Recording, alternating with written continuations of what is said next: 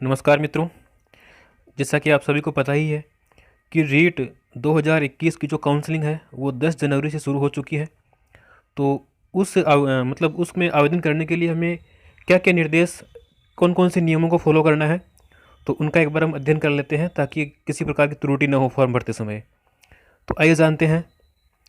देखिए, सबसे पहले कि इस भर्ती में वही कैंडिडेट अप्लाई कर पाएंगे जिन्होंने सितंबर 2021 में आयोजित रीट परीक्षा पास कर ली है, ठीक है, और जिन्होंने 90 से अधिक अंक अर्जित किए हैं, वे सभी पात्र हैं, सिवाय आरक्षित वर्गों के को छोड़कर। क्योंकि जो आरक्षित वर्ग है SC ST OBC, उनको 2 4 6 नंबरों की छूट दी जाती है। तो उनके अलावा जो सामान्य पात्र है, जो सामान्य कैटेगरी के जो सभी अभ्यर्थी हैं, उनको 90 अंक यानी कि 60% अनिवार्य रूप से लाना होता है इसमें आवेदन करने के लिए। निर्देश नंबर 2, आवेदन 10 जनवरी 2022 से 9 फरवरी 2022 तक भरे जाएंगे, यानी कि 1 महीने का आपको समय मिलेगा आवेदन भरने के लिए। और तीसरा निर्देश है कि ऑनलाइन आवेदन करने के लिए आप सबको अपनी SSO ID बनानी पड़ेगी, तभी आप आवेदन कर पाएंगे। SSO ID कैसे बनानी है, इसकी जो जानकारी है वो मैं आपको अगले वीडियो में दे दूंगा। मतलब इस पर मैं आपको लिए एक वीडियो बनाऊंगा जिसमें आपको संपूर्ण जानकारी मिल जाएगी कि SSO ID कैसे बनाते हैं। वैसे लगभग सबकी SSO ID बनी हुई है, कोई एक आध को छोड़ करके। तो नोटिफिकेशन में भी इस संबंध में विस्तृत विवरण दिया गया है, वो आप वहाँ से देख सकते हैं। निर्देश नंबर 4, तो अगला निर्देश है कि आवेदन पत्र में आपको प्राथमिकता वाले ज़िले भरने हैं जिनमें आपको नियुक्ति लेनी है। जैसे आपका गृह जिला मान लो अजमेर है, तो सबसे पहले आपको अजमेर ज़िला भरना है। उसके बाद में जो आपके नज़दीक जो सीमावर्ती ज़िला है वो ज़िले भरने हैं, फिर दूर वाले ज़िले भरने हैं। तो यदि आप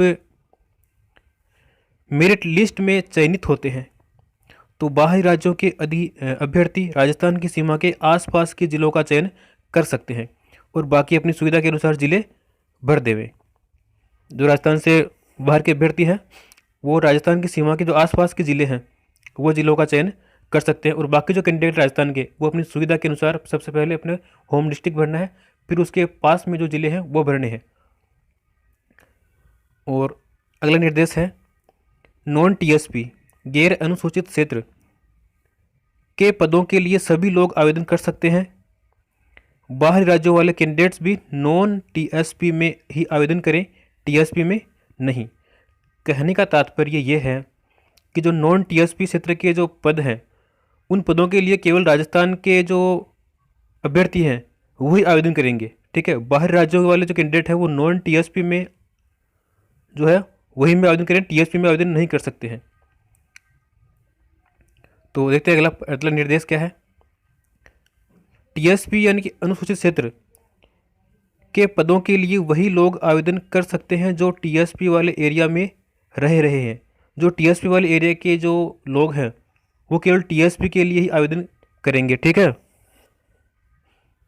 अगला अपना निर्देश है राजस्थान से बाहर के जो कैंडिडेट हैं सिर्फ जनरल में ही अप्लाई कर पाएंगे, चाहे कोई भी उसकी कैटेगरी हो, उसकी कैटेगरी केवल जनरल ही मानी जाएगी और जनरल में ही अपन को अप्लाई करना है। अगला निर्देश है बीएड कैंडिडेट्स, जो बीएड के जो कैंडिडेट हैं वो केवल लेवल 2 में ही अप्लाई कर सकेंगे, क्योंकि लेवल जो फर्स्ट है उसमें बीएड वाले अप्लाई नहीं कर सकते। उसमें केवल BSTC और DLD ये 2 ही कैटेगरी के लोग हैं जो लेवल फर्स्ट के लिए अप्लाई कर सकते हैं। अगला निर्देश है सब्जेक्ट से संबंधित महत्वपूर्ण पात्रताएं। A, सामाजिक विज्ञान के लिए जिनके भी सामाजिक विज्ञान के विषय ग्रेजुएशन में है सब एलिजिबल हैं, भले ही एक विषय ही क्यों न हो। अगला है विज्ञान व गणित के लिए गणित व विज्ञान के विषय हो, चाहे एक ही ग्रेजुएशन में रहा हो। कहने का मतलब यह है कि अगर आप सामाजिक सब्जेक्ट से फॉर्म भरना चाहते हैं तो सामाजिक विषय से संबंधित कोई भी सब्जेक्ट जैसे कि भूगोल हुई, राजनीति हुई, है ना, समाजशास्त्र हुआ, तो इन में से कोई भी एक विषय आपकी ग्रेजुएशन में होना जरूरी है, तभी आप सब्जेक्ट के रूप में इस मतलब टीचिंग सब्जेक्ट के रूप में आप सामाजिक विषय को मतलब चूज कर सकते हो।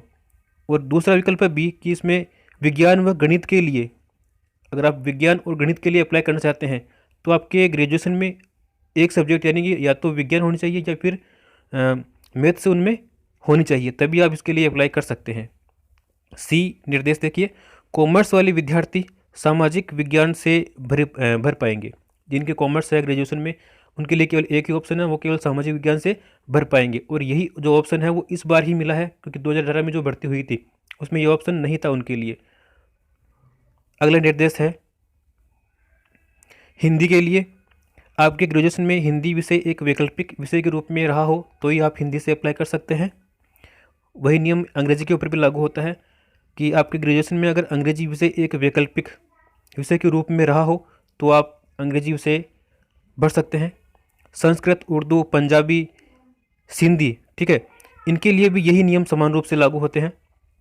इसके साथ ही रीट में भी आपके उस विषय का चयन किया हो, जैसे अगर आप हिंदी विषय से भर रहे हो तो हिंदी लैंग्वेज का आपने रीट में चयन किया हो, ठीक है। अगर आपने मान लो आप हिंदी से आवेदन करना चाहते हो, टीचिंग सब्जेक्ट आप हिंदी लेना चाहते हो, तो वो सब्जेक्ट आपके जो है ग्रेजुएशन में भी होना चाहिए और वही सब्जेक्ट आपके रीट में भी होना चाहिए लैंग्वेज के रूप में। 2 लैंग्वेज होती है, उनमें से एक के रूप में आपको वहाँ पर भी हिंदी होनी चाहिए, तभी आप हिंदी से आवेदन कर सकते हैं।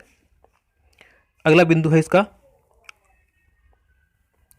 लेवल 1 की मेरिट रीट के कुल अंकों के आधार पर बनाई जाएगी, यानी कि उसके लिए कोई अतिरिक्त अंक नहीं जोड़े जाएंगे, केवल जो रीट में अंक आए हैं लेवल 1 के उन अंकों के अनुसार ही उसको सिलेक्शन दिया जाएगा। जबकि लेवल 2 की मेरिट रीट के प्राप्तांक प्रतिशत का 90% और ग्रेजुएशन के कुल प्राप्तांक प्रतिशत का 10% लेकर के मेरिट बनाई जाएगी। तो इस प्रकार से थोड़ा रीट वाला जो लेवल 2 है उनके लिए थोड़ा सा डिफ़िकल्ट है कि जो उनमें जो मतलब जो रीट में जो उनके परसेंटेज आए हैं उसका तो लेंगे 90% वेटेज, और जो उनके ग्रेजुएशन है उसका लेंगे 10%। इन दोनों को मिलाकर के फिर उनके कट ऑफ निकाली जाएगी। तो अगला बिंदु है, मेरिट राज्य स्तर पर बनाई जाएगी, वह 2 गुना कैंडिडेट्स को शॉर्टलिस्ट किया जाएगा। जैसा कि इस बार सुनने में आ रहा है कि मतलब बाद में इसकी वेटिंग नहीं निकालेंगे, तो एक बार में 2 गुना जो कैंडिडेट है उनकी शॉर्टलिस्ट निकाल दी जाएगी। 13वां निर्देश है, अंतिम सत्यापन के बाद अंतिम चयन सूची संबंधित जिला परिषद को भेजी जाएगी जिन जिलों का आपने चयन किया है। अगला बिंदु है, आवेदन सही से भरें, गलतियां ना करें, क्योंकि आपके इस आवेदन के आधार पर ही शॉर्टलिस्ट कैंडिडेट की सूची जारी की जाएगी। प्रत्येक चीज़ को आप ध्यान से देखें, ठीक है, बिल्कुल भी गलती ना करें। अगला बिंदु है, रीट 2021 के रोल नंबर, अंक, दिनांक ये सब सही से भरें। इसके बाद नेक्स्ट पॉइंट है, जिन्होंने अभी तक रीट का फॉर्म नहीं भरा है वे इसे लेकर कंफ्यूज ना हो कि नई वैकेंसी की घोषणा हो चुकी है और 14-15 मई 2022 को एग्ज़ाम होने की बात कही जा रही है, क्योंकि 20,000 पदों के लिए बस नोटिफिकेशन आना बाकी है, तैयारी रखें, ठीक है। अगला बिंदु है, जो चीज़ें मुझे महत्वपूर्ण लगी है वो मैंने आपको बताई है इस वीडियो के अंदर, और मैंने पूरी कोशिश की है कि उन सब का विवरण देने की उन सब का अधिक विवरण देने की प्रयास किया है, अधिक जानकारी आपको देने का प्रयास किया है। तो उम्मीद है आपको ये जानकारी अच्छी लगी होगी।